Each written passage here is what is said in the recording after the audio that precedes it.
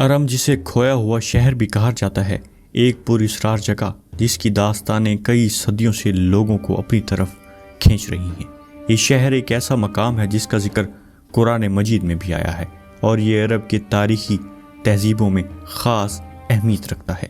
کہا جاتا ہے کہ ارم ایک خوبصورت اور شاندار شہر تھا جس کی بلند و بالا عمارتیں، باغات اور نہریں ایک جنت کی طرح بنائی گئی تھیں۔ اس شہر کے لوگ انتہائی مذہب اور عیش و عشرت کی زندگی گزارنے والے تھے، اور اپنی فنون لطیفہ، علم و حکمت اور تجارت کی وجہ سے مشہور تھے۔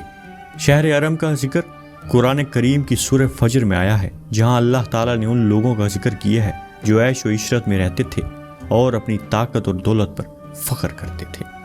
یہ آیت قوم عاد کی تباہی کا ذکر کرتی ہے جو ارم کی رہائشی تھے۔ قوم عاد بہت طاقتور، مضبوط اور خوشحال تھے، اور ان کا شہر ارم اپنی بلندی و خوبصورتی کی وجہ سے مشہور تھا۔ ارم شہر کے لوگ قوم عاد کی نسل سے تعلق رکھتے تھے۔ وہ انتہائی طاقتور، بڑے جسم اور بلند قدامت والے تھے۔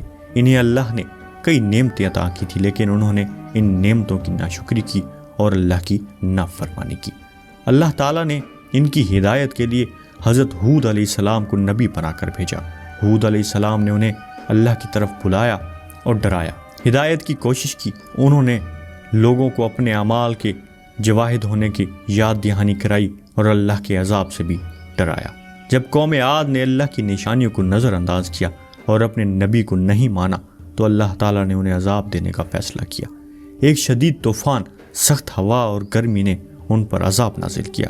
اس عذاب کی شدت نے ان کی زندگیوں کو ختم کر دیا اور ارم شہر کو تباہ و برباد کر دیا۔